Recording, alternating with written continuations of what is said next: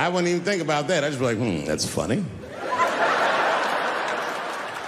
This guy is peeing out of his butt for some reason.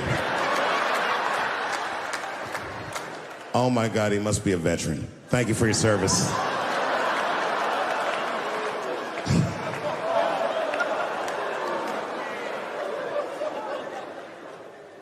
I'm not indifferent to people suffering because I know it's hard to be everybody.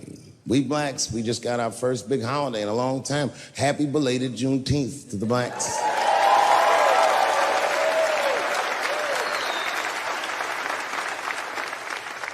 Juneteenth is a strange holiday, isn't it? It commemorates when black people in Texarkana area of the country first found out they were free. But remember, they were free when they found out. They just didn't know it yet.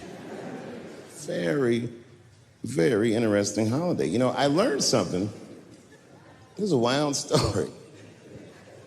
I learned this past Juneteenth of a story that's true, and there was a black man who was in South Carolina during slavery who somehow got granted his freedom by his so-called master. And when his master granted him the freedom, he also gave him a plot of land. Now, it turns out this brother was brilliant. He had a good eye, a good knack for farming. And he farmed this plot of land very successfully and made a lot of money. And this is where the story gets crazy. When he got all that money, this nigga bought some slaves. Have you ever heard this before? This is a true story. Not only was he a slave owner, he became a slave breeder and employed tactics that were so cruel, even white slave owners were like, yo, my man. He was a wild dude, but he did it just because that's what successful people did at the time, and he just wanted to be down. What a fucking tragedy. How can a person that went through slavery perpetrate the same evil on a person that looks just like him? It's mind-blowing. And, shockingly, they're making a movie about him. Ironically, it's called Space Juice.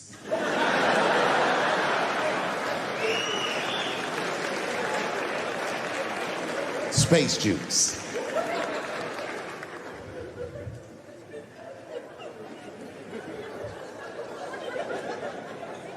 The point of that story is this person was invested in a construct.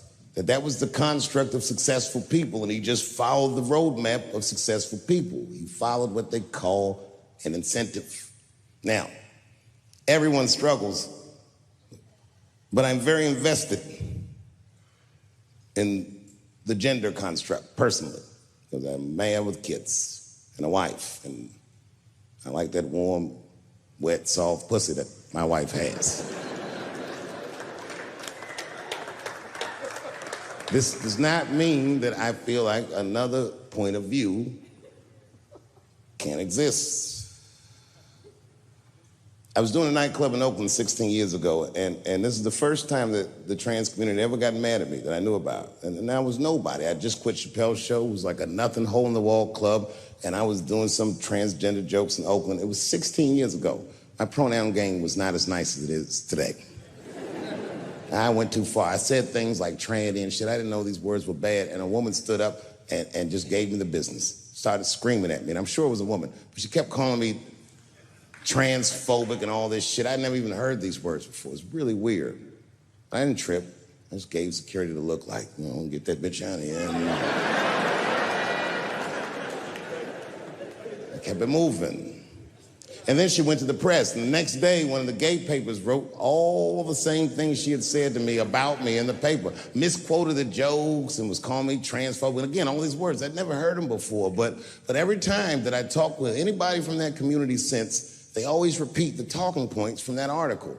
My least favorite of which being, and I hate this phrase, they say I was punching down on them. Punching down. What the fuck does that mean? Now, fast forward. It's 2019. I'm in a restaurant in Ohio, a very nice restaurant. It's Thanksgiving week. And to be honest, it's not a very nice restaurant, but it's a nice restaurant if you're a white person from Ohio that's never been anywhere before. Picture Chili's.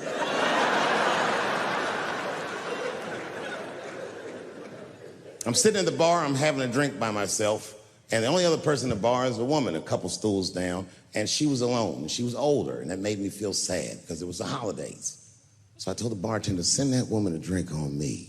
Just trying to spread the cheer, and I wish I didn't. This woman wanted to talk. She wasn't mean, she was nice, but she just wanted to talk about shit that, you know what I mean, the nigga that's trying to get drunk don't want to hear about this bitch remodeling her bathroom, and I'm sitting there trying to be polite. Oh, subway towels, word. But then she hits a lick, piqued my interest. She says, my daughter is coming home for the holidays. Oh, that's great news. I'm glad you're not gonna be alone. And then she goes on and on about how great her daughter is. I guess her daughter got a new agent, and she's out in Hollywood, she's in movies and on television and all this stuff. And as she's telling me this, I'm thinking, this woman is so sweet. She probably doesn't even know who I am or what I do for a living. Because I know what your daughter's out in Hollywood doing.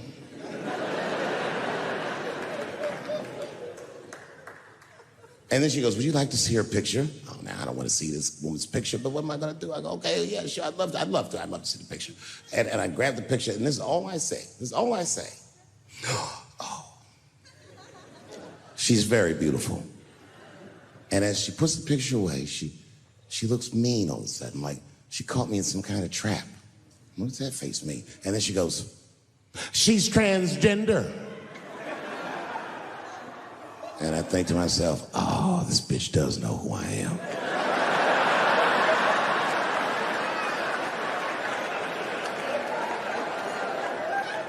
I really resented that trap because that trap doesn't let me be honest. If I was honest, I wouldn't fall for it. I just looked at the picture like, ooh, look at that big chiseled jawline, that big thick Joe Rogan neck. Is that a dude? Is your daughter a man? Can't say that shit. It's really annoying. Fast forward, now it's a couple days later. It's the Wednesday. For the Thursday, that's Thanksgiving, and I'm in a totally different bar. And this bar, trust me, it's not a nice place. It's foul. It's one of those bars where the top shelf should be under the sink. This is where the poor whites drink, the tiki torch whites. You know what I mean? Them white people, they believe in Q and they love Trump. You know what I mean? Like Michigan white people.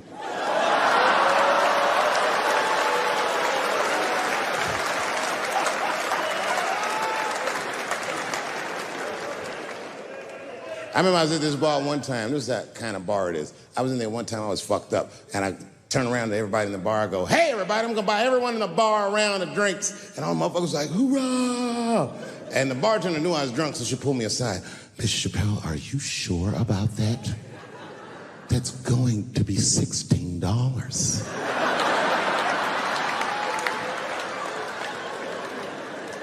Tough time for the whites. And this was a holiday weekend, you know what I mean? These motherfuckers was having a rootin' tootin' time. They was in there partying, making all them noises. Woo! Ow! Yow! You know all them noises white people make before lynching? They was doing all that shit.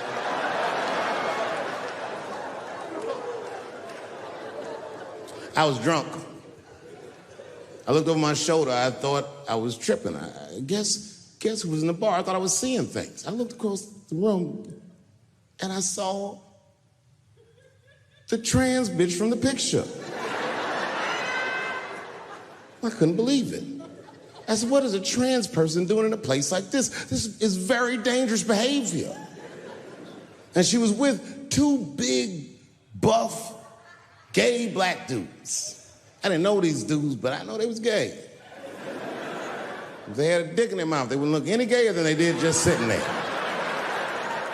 They had 1980s gay face. You know what that is? Remember in the 80s when gay people look surprised all the time?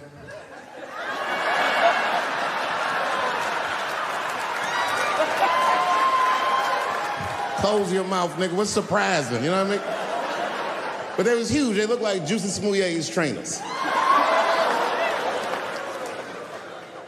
And I'm thinking, man, these motherfuckers in a line of trouble. So what I do is I stand up And everybody in the bar likes me, so I make a big show of it to make sure that everyone can hear me. I walk right up to her, and I go, hey, I just met your mother the other night, and she told me all the great things you're doing in Hollywood, and I cannot believe that someone from a podunk place like this can achieve all that. I'm so proud of you. Welcome home. And the whole bar said, hoorah. And I said, whoosh, that ought to buy her some time. You know what I mean? A couple more drinks, and these fellas are gonna start asking her for some pussy she might not have.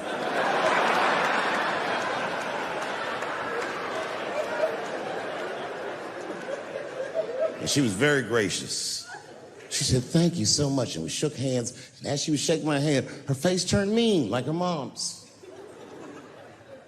And she said, do you mind not punching down on my people? Oh, I don't like that. Normally, I would have let it go, but I was drunk. I said, what might you mean, bitch? I was careful to call her a bitch because I didn't want to blow her cover. Turns out she wasn't hiding. She was loud, she was proud.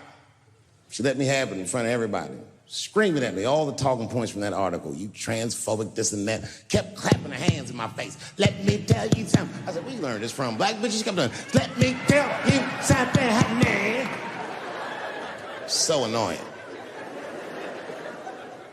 She kept calling transgenders her people. Isn't that weird? My people this, my people that. I said, what do you mean your people? Was y'all kidnapped in Transylvania and brought here as slaves?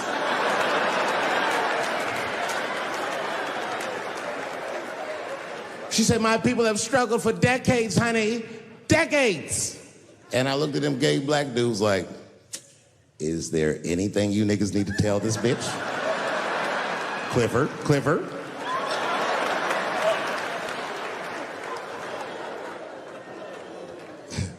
I'm exaggerating. She's actually a very nice person, and I'm cool with her now, but boy, that shit got on my nerves.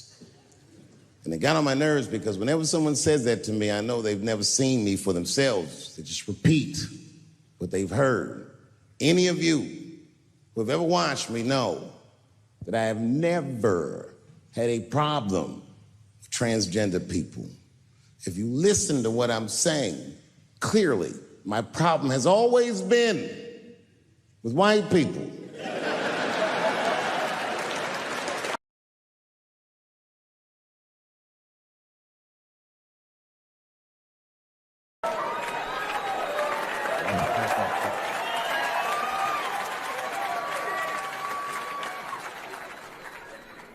Okay, I've been through this before. I had a friend from high school. Now, in high school, this guy was a thug, right? He was a fucking dope boy. He did it all. He's a wild dude. People used to be very scared of him. And then after high school, word on the street was he'd come out the closet. I personally didn't believe it. I bring him up because last year, he calls me out of the blue like, yo, what's up, man? I got your number from so-and-so, and I heard you're gonna be in New York doing a show. Could I get some tickets? I was like, fuck yeah, get some tickets, man. How you been? He said, well, we'll catch up at the show, man, but yo, I appreciate it. I'll see you soon. I said, all right, man, take care. And I was about to hang up, and I couldn't resist. I was just like, hey, nigga, I heard you was gay. What's going on with that?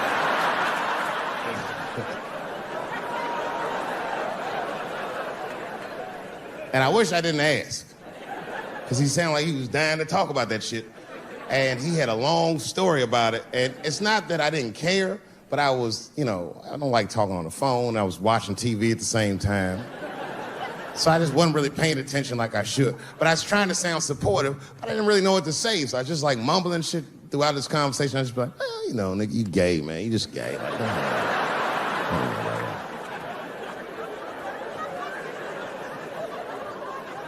This went on for a while, and then finally I had to say something like definitive to get him off the phone. And I was like, hey, man, you know what? Don't let people get you down, all right? And the next time someone tries to make you feel bad about yourself, just remember, everybody fucks funny to somebody.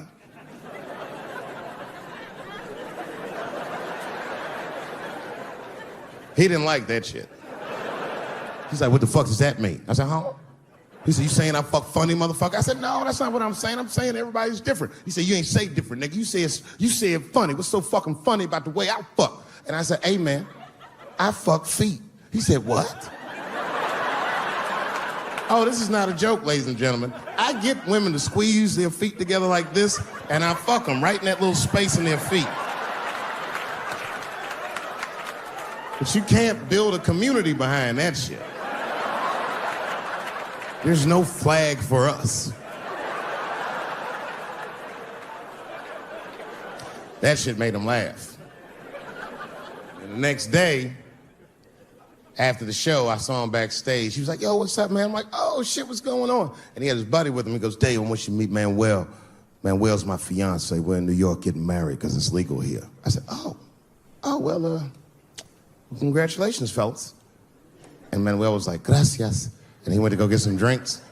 And then my buddy looked at me. He was like, so, Dave, what do you think? And I started mumbling again. You gay, nigga, you know, you just gay. He said, yeah, I'm a little nervous about getting married, man. It's a big step. I said, yeah, it is. It's a big step. He said, well, you've been married for a while. You got any advice for us? No, I'm married to a woman. Sorry about that. And he corrected me. He said, no, you married the person that you love.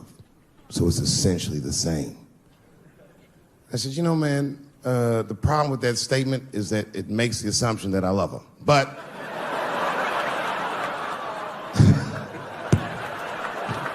you guys lighten the fuck up. Of course I love my wife. She laughs at this shit. As a matter of fact, she eats and spends this shit. You know what I told him? I told him, I said, you know what you should do, man? First of all, you shouldn't do it. I'm talking about being legally married. It's not that you're gay as much as just legal marriage is a fucking diabolical leverage game in the United States. I'm just being honest. Devoid of religious significance or the idea of love, marriage is nothing but an awful contract that you shouldn't sign. I'm just being real. Because you start out loving each other, and then like 2 years later, you're just building a case against one another for a hypothetical court date that may or may not ever happen. You throw being gay on top of that, that shit is explosive. Like I said, Ray Rice shit. Okay, right after Ray Rice went through all that shit, I was at a party and I met this kid, Michael Sams. You know Michael Sams? Very nice guy. He's the first openly gay NFL player. And Mike's a very nice guy, very brave guy. But when I met him, I couldn't help but thinking, now what's gonna happen when Michael Sams beats his wife up in the elevator? Is that domestic violence, or is that just two niggas working shit out in the elevator? You know what I mean? No, this motherfucker's about to eat, and they'll just come running.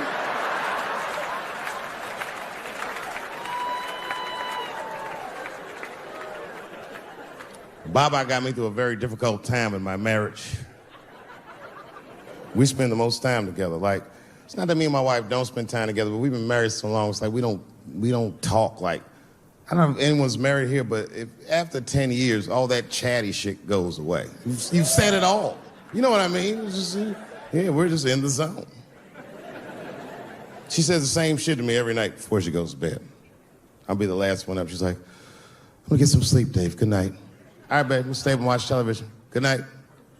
And she'll walk halfway up the steps. David? Don't eat the kids' lunch. And then she walks away.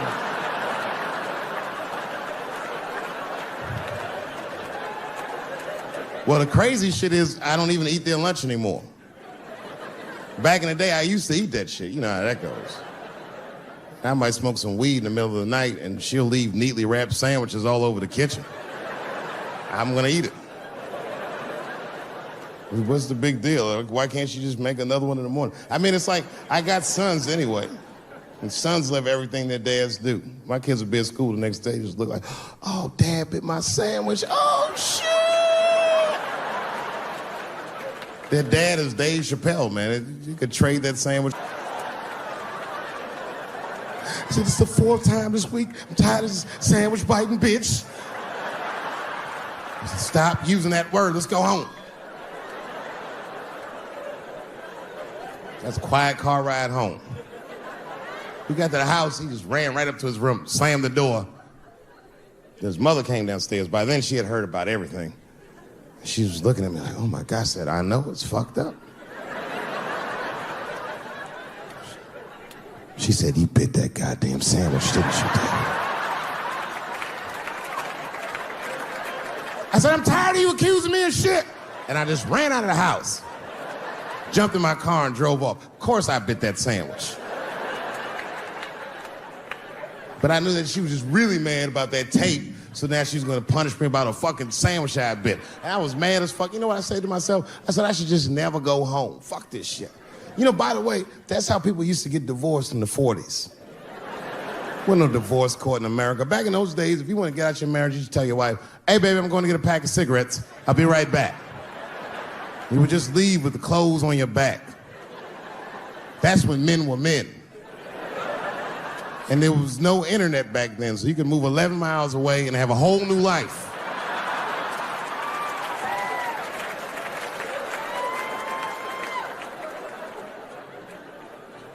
But I ended up going back home. Late at night, I came in the room and she was actually changing for bed. You can always tell your wife is mad at you when they cover their titties up when you're walking. Oh. Let those titties out, it's me, baby. Can we just talk about this for a minute? She said, David, there's nothing to talk about. I already know you bit the sandwich. And don't go looking for the lunch, I hid it. I said, I don't want to talk about the sandwich, baby. I want to talk about it. The tape. I know that's why you're mad. It was a very difficult conversation. I had to crack a few jokes, and she laughed a little, and it helped her relax. And we started talking, and then she cracked a few jokes that hurt my feelings, honestly, but...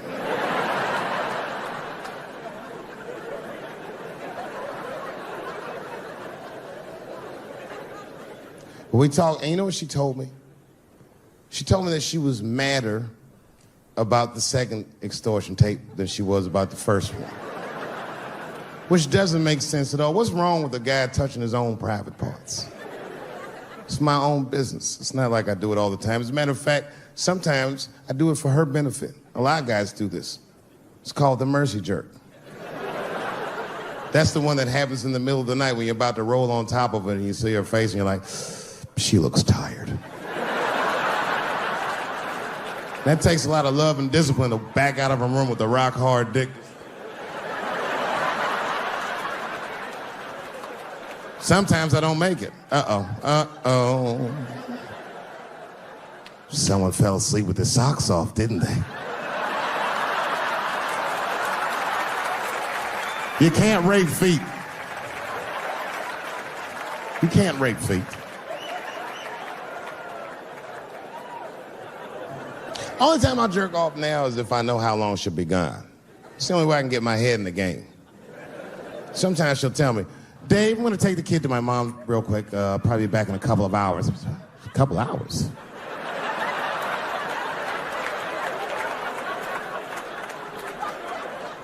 You can get a good one in 2 hours. That's the kind of session where you'll take all your clothes off. I'll be butt naked in the living room like, get these fucking toys out of my way. Disgusting. Foot all on the coffee table. I'm just stroking it out and taking my time. And I got a bowl of cereal waiting for me right here.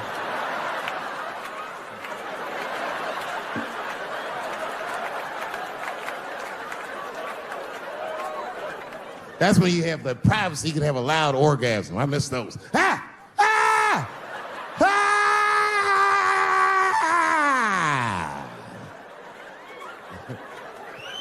You know, when a guy busts a nut, like right after that, there's a window of like 6 minutes where he does the most rational thing he ever does. That's when he's always horrified. Ah! Naturally, I'm a shy person, naturally. And I used to get my hair cut on a barbershop in 15th Street Northeast, and I would go there, and everyone in the barbershop would just snap on each other. And I'd sit in the corner, and I'd watch everybody and just listen to all these jokes. The guys were funny as shit, but one day, after a few weeks of going there getting my hair cut, they turned the jokes on me. I call that day the barbershop massacre. I lit everybody in that barbershop up. I've been sitting in there listening to for weeks talk about each other. I knew every inside joke about each and every one of them, and they couldn't believe I knew. And from then on in the neighborhood, people kind of like me. Oh, those guys.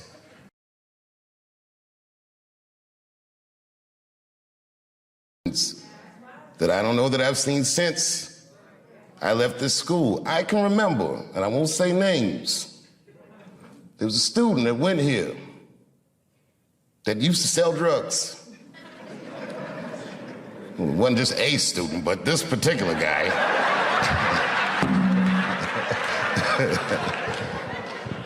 This particular guy did the cardinal no-no on the streets. He did what they call not making your roll, which meant that he got some drugs on consignment and he didn't pay whoever gave him the drugs back. And whoever gave him those drugs had declared, I'm gonna come to that school and I'm gonna kill you, he said.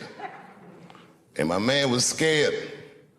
And the word got around school that the goons was coming. And by the time the goons showed up, every dude that went to this school, gay, straight, whatever the fuck, was all standing out front. They said, you'll have to kill all of us. And who was in front of all of them? Roger Bellamy with some leg warmers on like this.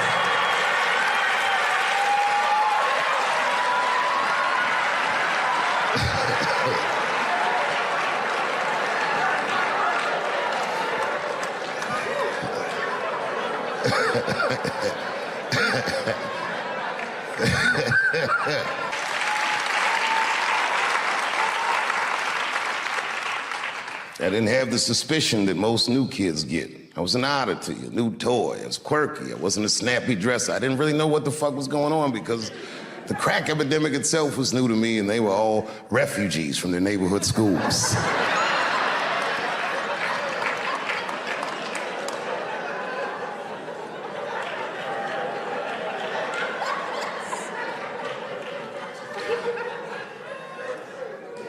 In the morning, we would have our academic classes, and then in the afternoon, we would have our arts classes. It was a long school day. We started at 8:30. We wouldn't leave here at 5, sometimes 5:30, whenever they saw fit.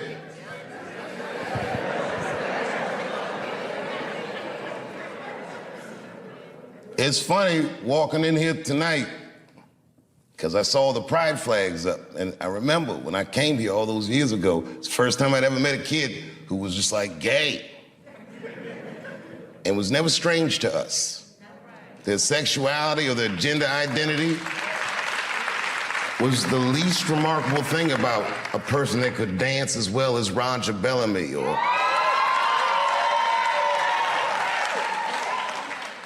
there was no distinction between any of that. Everybody was weird in their own way. And in a very strange way, because we spent so much time with one another, we helped raise one another. Not to get his approval, but to avoid his disapproval. When we were coming up, they had a thing called juries. I don't know, do they still do juries? Juries is when all the department heads give you a piece to work on and they sit there and they make you perform the piece, and the criticism is brutal. We were kids. We didn't understand that they were preparing us for a hard world ahead. If you wanted a profession in art, they would tear us to shreds.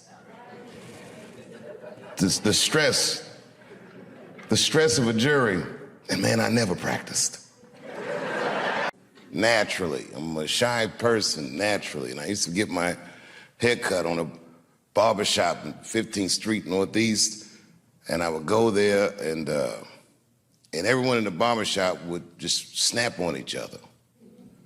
And I'd sit in the corner, and I'd watch everybody and just listen to all these jokes. The guys were funny as shit, but one day, after a few weeks of going there, getting my hair cut, they turned the jokes on me. I call that day the barbershop massacre. I lit everybody in that barbershop up. I've been sitting in there listening to for weeks talk about each other. I knew every inside joke about each and every one of them, and they couldn't believe I knew. And from then on in the neighborhood, people kind of like me. Oh, those guys.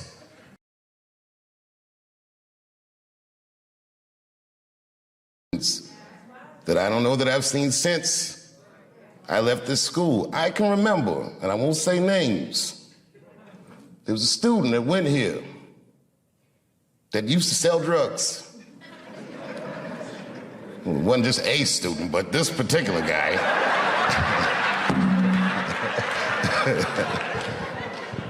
This particular guy did the cardinal no-no on the streets. He did what they call not making your roll, which meant that he got some drugs on consignment and he didn't pay whoever gave him the drugs back. And whoever gave him those drugs had declared, I'm gonna come to that school and I'm gonna kill you, he said.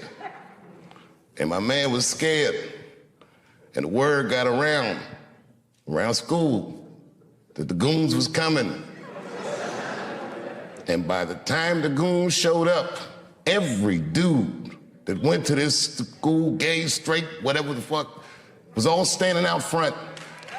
They said, you have to kill all of us. And who was in front of all of them? Roger Bellamy with some leg warmers on like this.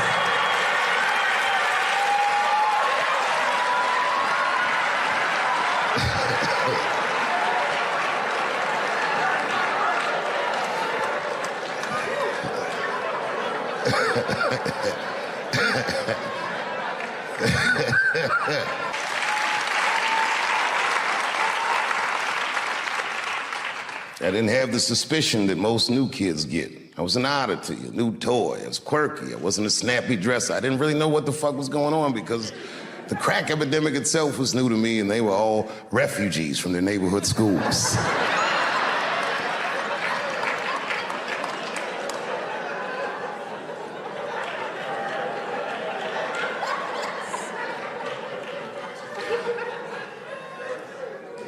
In the morning, we would have our academic classes, and then in the afternoon, we would have our arts classes. It was a long school day. We started at 8:30. We wouldn't leave here at 5, sometimes 5:30, whenever they saw fit.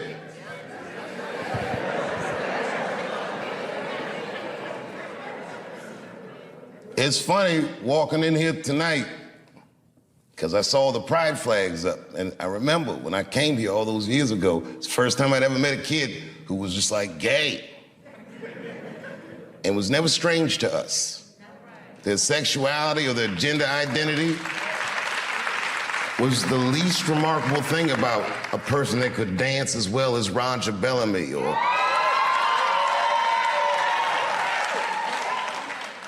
there was no distinction between any of that. Everybody was weird in their own way. And in a very strange way, because we spent so much time with one another, we helped raise one another. Not to get his approval, but to avoid his disapproval. When we were coming up, they had a thing called juries. I don't know, do they still do juries? Juries is when all the department heads give you a piece to work on and they sit there and they make you perform the piece, and the criticism is brutal. We were kids. We didn't understand that they were preparing us for a hard world ahead. If you wanted a profession in art, they would tear us to shreds. The stress of a jury, and man, I never practiced.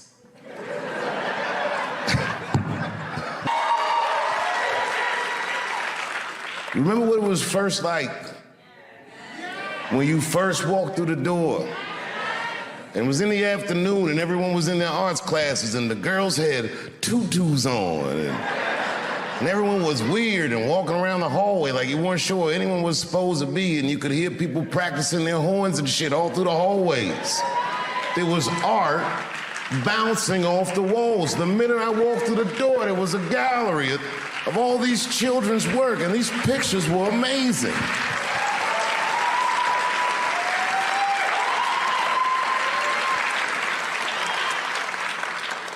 My first thought, when I walked through that door, I'm not good enough to be here. I've seen since I left this school. I can remember, and I won't say names, there was a student that went here that used to sell drugs.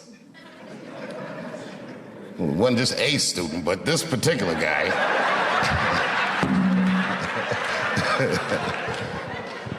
This particular guy did the cardinal no-no on the streets. He did what they call not making your roll, which meant that he got some drugs on consignment and he didn't pay whoever gave him the drugs back. And whoever gave him those drugs had declared, I'm gonna come to that school and I'm gonna kill you, he said. And my man was scared. And the word got around school that the goons was coming. And by the time the goons showed up, every dude that went to this school, gay, straight, whatever the fuck, was all standing out front. They said, you'll have to kill all of us. And who was in front of all of them? Roger Bellamy with some leg warmers on like this.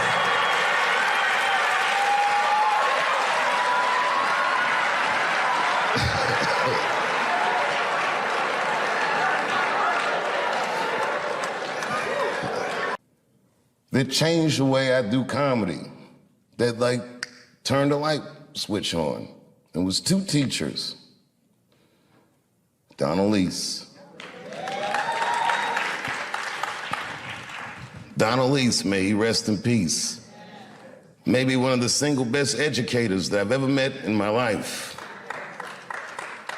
He had a demeanor about himself that demanded excellence from his students. He would tell us incredible stories that I didn't believe. He claimed in one class, the song Killing Them Softly was about him. I was like, nah, nigga, not you. He told me he knew Donny Hathaway and Roberta Flack and all these people, these DC legends. He's a humble man, but he really demanded excellence. And he gave us a lecture once on the concept called polarization.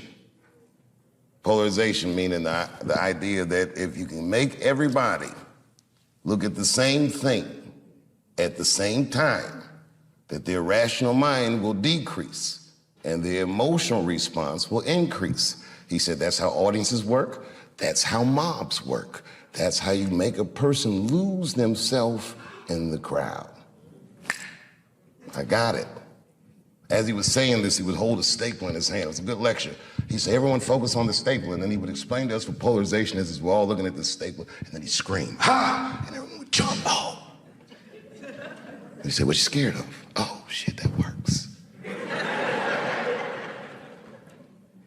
And ever since he did that lecture, I listened in his class intently. He was one of the only guys that I would always get straight A's from because I worked very hard, not to get his approval, but to avoid his disapproval.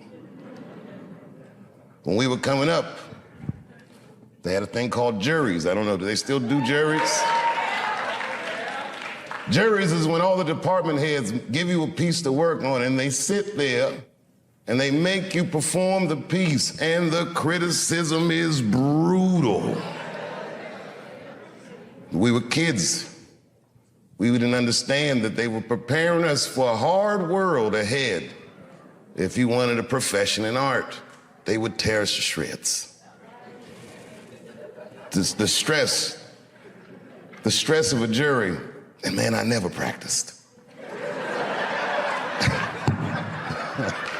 Because I didn't want to act. At an improv class, a teacher named Geraldine Gilstrap told me that I should stop doing funny pieces. That I should try to stretch myself artistically, that maybe I had more in me than comedy. And at the time, I took offense to that. So because she said that, after school that very night, I went to the comedy club. For the first time, I signed the list, and I waited, and I got on, and I killed it. Killed it.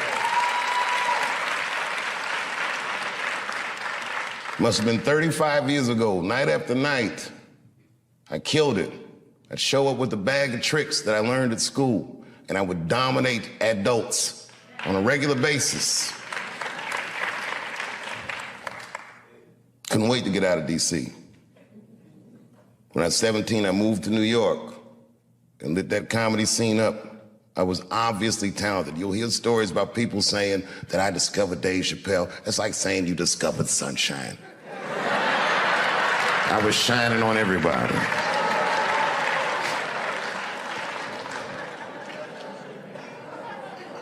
And when I got in that professional world, I was oddly prepared. I had a sense of professionalism. I showed up on time. I did the things that I learned in school to do, just the basics. But my career didn't have any direction because I was still so young. And that didn't change for many years. It didn't change until my girlfriend at the time, now my wife, told me she was pregnant. And I was like, you know what? I should really start taking this seriously.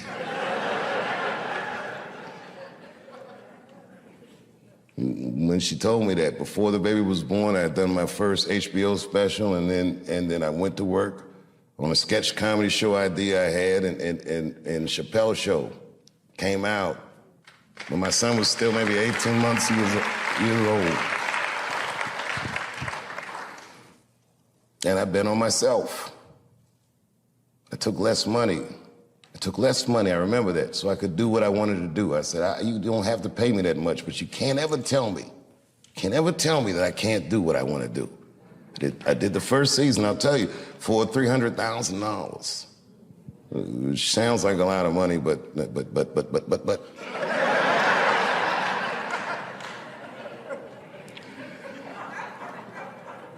It was a rare experience in my life because it was the first time that I did something that was so successful that I knew I had exceeded their expectations. I was more successful than I felt like I was supposed to be.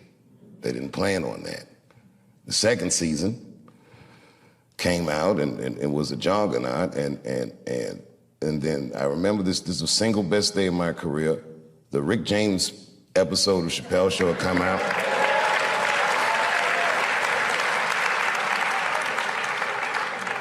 People were going crazy about the Rick James episode. At the same time, the DVD for season 1 of Chappelle Show dropped. It was the first time any television show had ever been sold off air, and it sold 1 million copies in the first day. It was unheard of. To this day, nothing has sold more than Chappelle Show.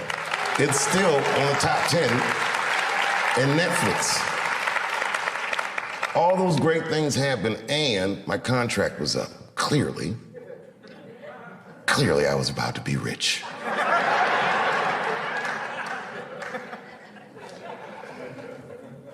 I'll spare you all the details of why it didn't work out. But it didn't work out. And I ended up doing something that no one had ever seen before, including myself. Maybe Prince is the only other guy that I've seen do this, where he just quit something that was popular when you're at the very top of it. Lucky for me, when I quit, I went to Africa, so there was a media storm that I didn't hear. By the time I got back, everyone was just looking at me crazy. That was a very difficult decision to make.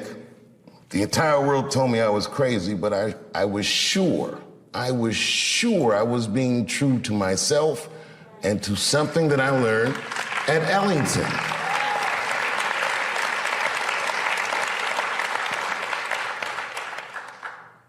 I'm one of those comedians that thought of himself as an artist. I was enamored by what the genre could do. It was like the pictures that I could paint with words and the way I could engage with audiences. I understood as it was happening. I was very lucky to be able to do this. And I protected that. And I knew that if I took the money, they would expect me to behave differently. And I wasn't willing to accept that. So I quit. And when I quit, it was a very difficult time in my life that I'll spare you the details, but man, fuck show business. It was tough.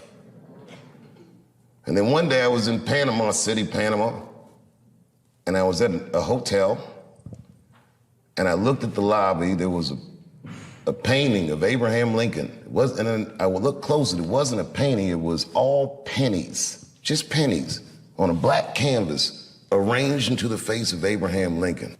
And I asked the guy, I said, how much is that painting worth? He said, $600,000, sir. And I looked at the pennies that made up the painting, and I was like, that's like $300 worth of pennies.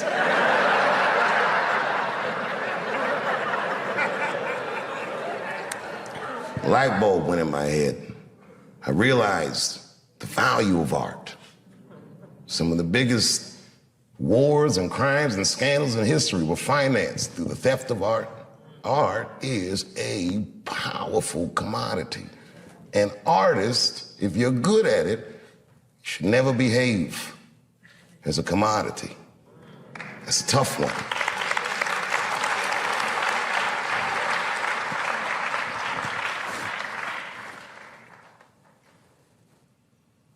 And then I gave up. I said, this is probably it. I accepted the fact that the career I thought I was gonna have was over, but I started to rediscover just my art for its own sake. I would go to comedy clubs and I worked for way less money than I ever had, and I enjoyed it more than any of the work I ever did. It was probably the best work I'll ever do, because it was so honest. It was so sincere. There was no media, there was no studio, there was no scrutiny, just me and the crowds. And I did it night after night, and slowly but surely the crowds got bigger and bigger. And then suddenly people started to notice, and Polestar would say, Dave Chappelle has the tour of the year. And again, and then the year after that, and then the year after that.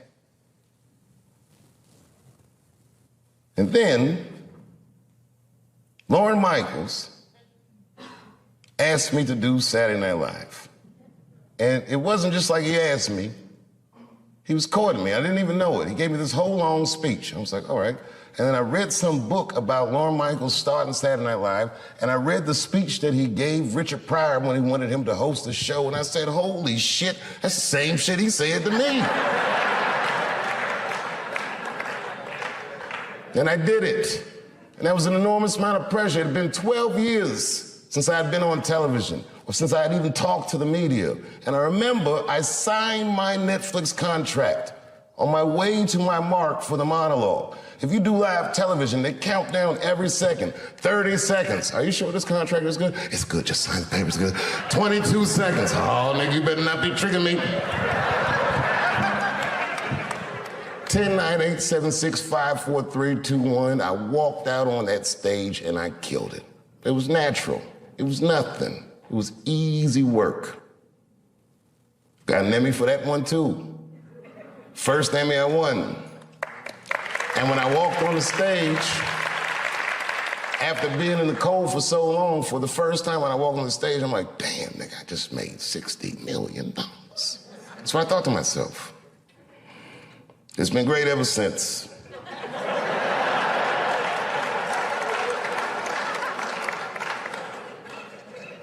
And really, I could do these specials like Steph Curry. I'll be shooting from inside, outside, all night. It's been great ever since.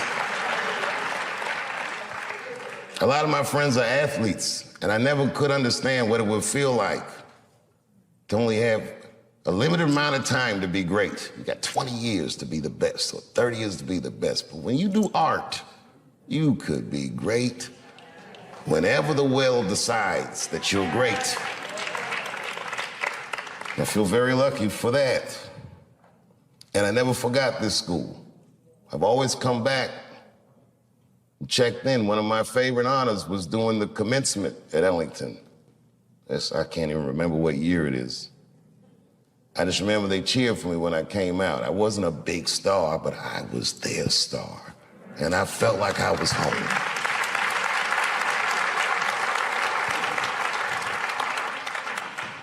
After I did Lorne Michaels, after I did Saturday Night Live, Lorne Michaels said something that I got to share with you. He goes, you went to Peggy Caford School, didn't you? That's what he said. And I said, I did. And he said, I want to say that Saturday Night Live, he goes, tell her I owe her money.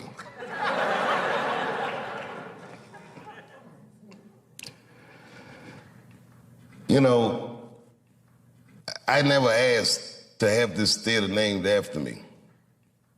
Peggy asked me. She was ailing, and I went to her house to visit her. She said, I want you to put your name on the school. She said, it will help us raise money for the school. And to me, it was like, I felt like I'm a little young for that, and I'm still kind of using the name, you know what I mean? Let's see what I do with it first. You never know, you know. Like, imagine if OJ named his son OJ Jr. Oh, Dad.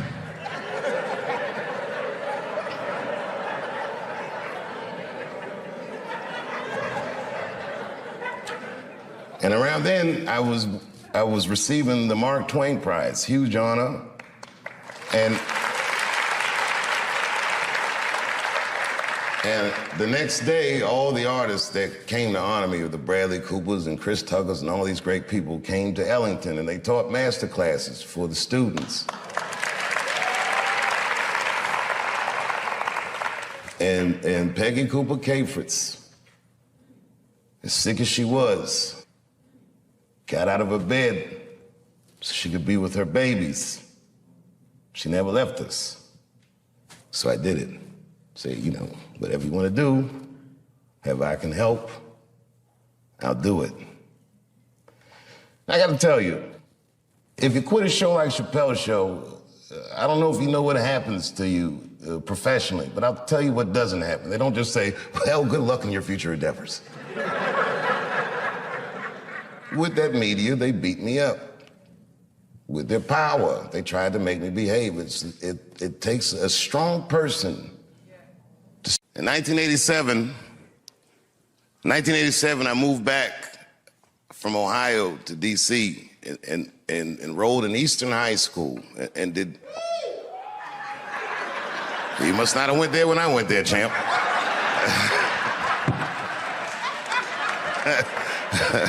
Those were tough times, is the way I remember it.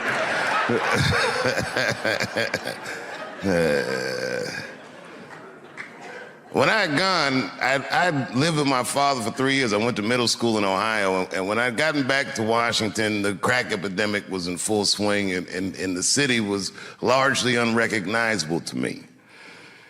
And I was an older kid, and kids my age were doing a lot of wild things that I didn't know that kids would do. I'd never seen a kid with a pager before. I didn't know anything about selling drugs or any of that shit. All I knew was every day when I went to Eastern, I didn't feel safe.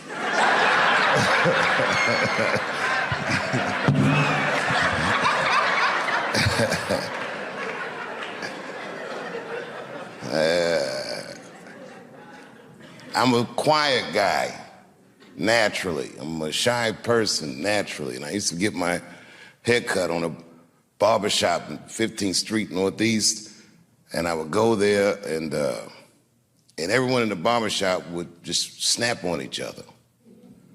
And I'd sit in the corner, and I'd watch everybody and just listen to all these jokes. The guys were funny as shit, but one day, after a few weeks of going there, getting my hair cut, they turned the jokes on me. I call that day the barbershop massacre. I lit everybody in that barbershop up. I've been sitting in there listening to for weeks talk about each other. I knew every inside joke about each and every one of them, and they couldn't believe I knew. And from then on in the neighborhood, people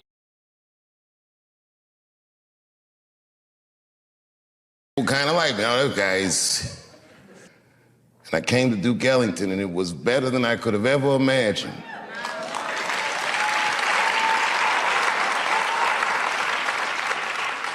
I didn't have the suspicion that most new kids get. I was an oddity, a new toy. I was quirky. I wasn't a snappy dresser. I didn't really know what the fuck was going on because the crack epidemic itself was new to me, and they were all refugees from their neighborhood schools.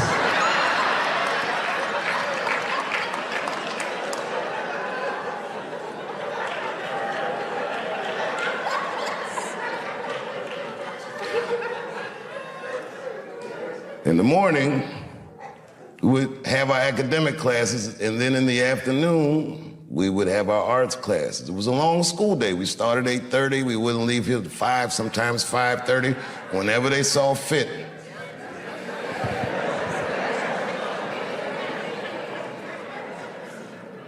It's funny walking in here tonight, because I saw the pride flags up. And I remember when I came here all those years ago, it's the first time I'd ever met a kid who was just like gay. And was never strange to us. Their sexuality or their gender identity was the least remarkable thing about a person that could dance as well as Roger Bellamy or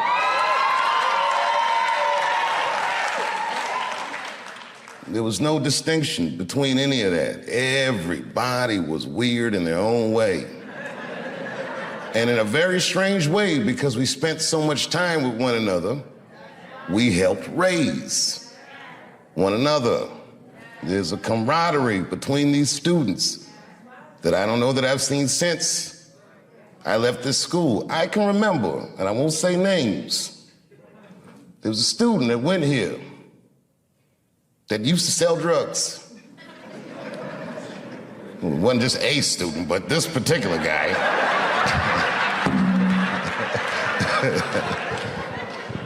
This particular guy did the cardinal no-no on the streets. He did what they call not making your roll, which meant that he got some drugs on consignment and he didn't pay whoever gave him the drugs back. And whoever gave him those drugs had declared, I'm gonna come to that school and I'm gonna kill you, he said. And my man was scared. And the word got around school that the goons was coming. And by the time the goons showed up, every dude that went to this school, gay, straight, whatever the fuck, was all standing out front. They said, you'll have to kill all of us. And who was in front of all of them? Roger Bellamy with some leg warmers on like this.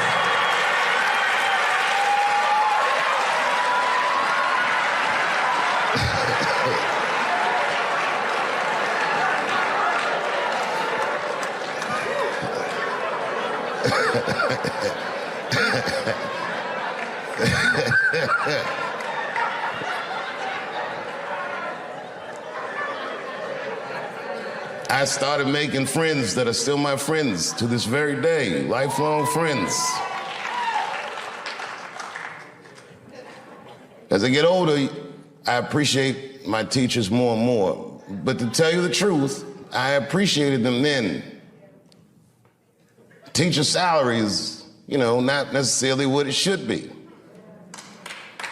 And when I think about that, juxtaposed to the dedication that the teachers, the time they would spend to me, the way they would notice, are you okay? Is everything all right? You look sad today. Any little thing, like a family member would. And they fostered an environment of almost absolute trust, like your parents. There's 2 lectures that I got at school that changed the way I do comedy, that turned a light switch on. It was 2 teachers. Donald Lease. Donald Lease, may he rest in peace. Maybe one of the single best educators that I've ever met in my life. He had a demeanor about himself that demanded excellence from his students. He would tell us incredible stories that I didn't believe. He claimed in one class, the song Killing Them Softly was about him. I was like, nah, nigga, not you. He told me he knew Donny Hathaway and Roberta Flack and all these people, these DC legends. He's a humble man, but he really demanded excellence. And he gave us a lecture once on a concept called polarization. Polarization meaning the idea that if you can make everybody look at the same thing at the same time, that their rational mind will decrease and their emotional response will increase. He said that's how audiences work, that's how mobs work, that's how you make a person lose themselves in the crowd. I got it. As he was saying this, he would hold a staple in his hand. It was a good lecture. He said, everyone focus on the staple, and then he would explain to us what polarization is as we're all looking at the staple, and then he'd scream, ha! And everyone would jump, oh! And he said, what you scared of? Oh, shit, that works. And ever since he did that lecture, I listened in his class intently. He was one of the only guys that I would always get straight A's from because I worked very hard, not to get his approval, but to avoid his disapproval. When we were coming up, they had a thing called juries. I don't know, do they still do juries? Juries is when all the department heads give you a piece to work on and they sit there and they make you perform the piece, and the criticism is brutal. We were kids.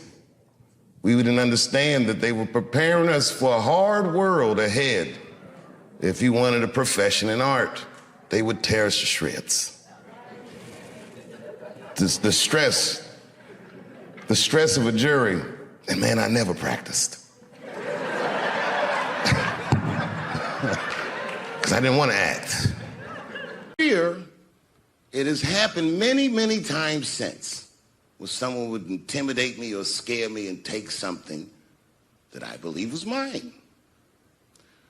I'll tell you another story.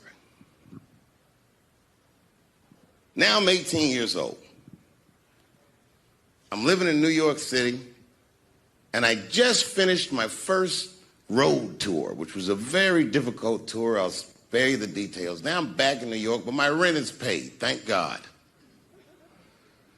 And I have $60 to my name, and a woman that I had met in Pittsburgh, a bad Dominican bitch,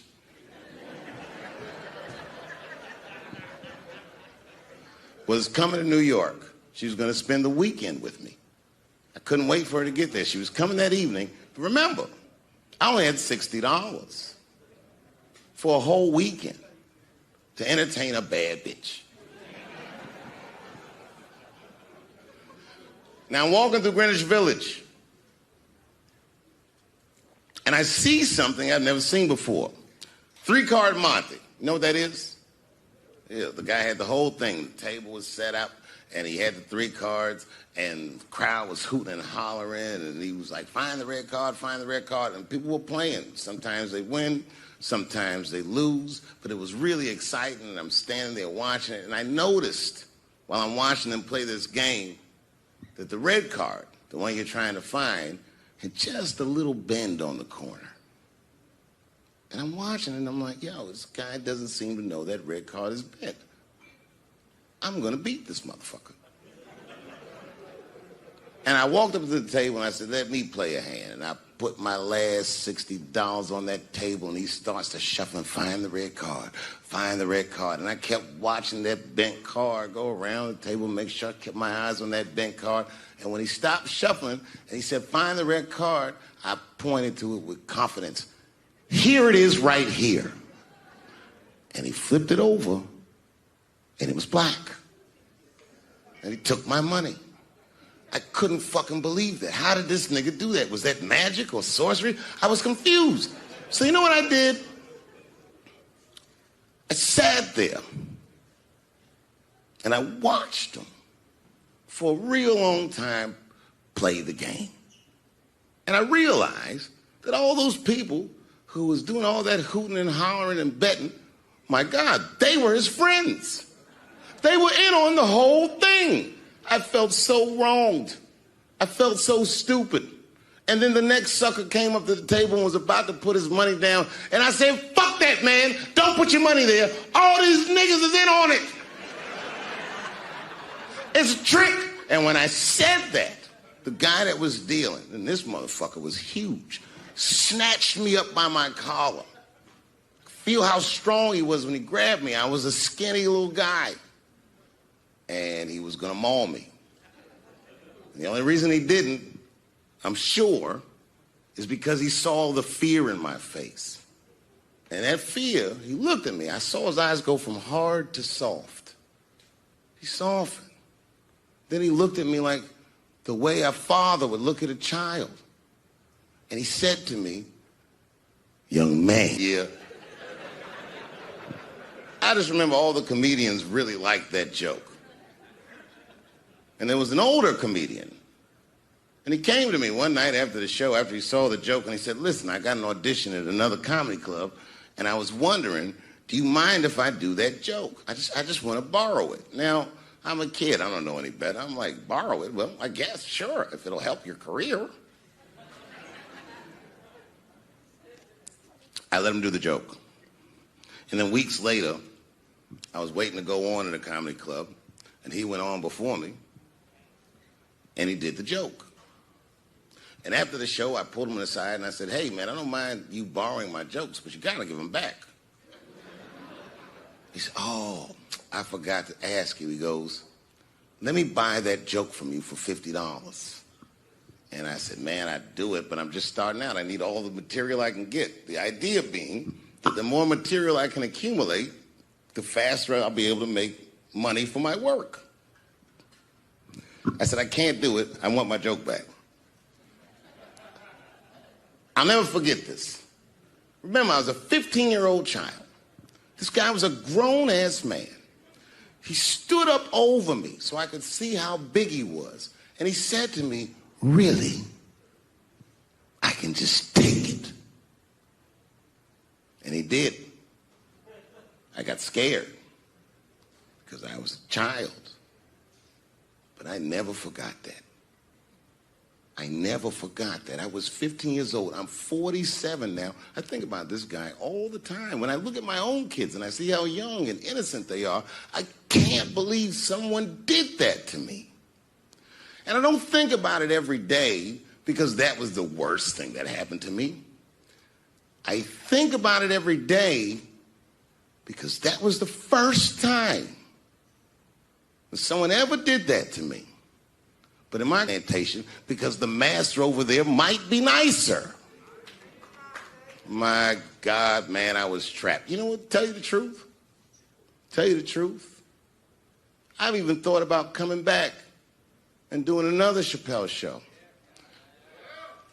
Well, but if I do, I can't call it Chappelle Show because my name and likeness is being used by them in perpetuity throughout the universe.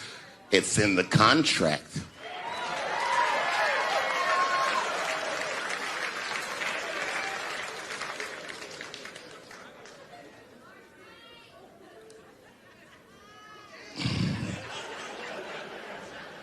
You're not supposed to do this in my business. I'm up here doing something that nobody else in this business has the balls to do. I'm telling you something that you need to know. I'm trying to explain to you what you're seeing. You don't understand what you're seeing. I am publicly flogging a network. And I know that this network niggas, they watching me and they saying, why are you doing this so publicly? Doesn't feel good to be flogged publicly. Oh, believe me, I know. I know exactly how that feels. When I quit my show, they said I was crazy. What was crazy about it? I just didn't want to do it anymore. They said I smoked crack. That's impossible. I was a devout Muslim. And here we are, all these years later, and they're streaming the very show that I was pitching to them. So I'm asking them, what do you need me for?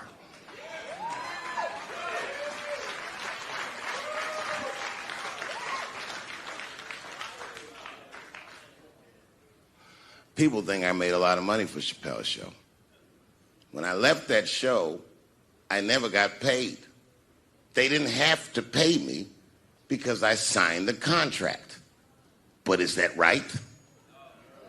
I found out that these people were streaming my work and they never had to ask me or they never had to tell me. Perfectly legal because I signed the contract. But is that right? I didn't think so either. That's why I like working for Netflix. I like working for Netflix because when all those bad things happened to me, that company didn't even exist.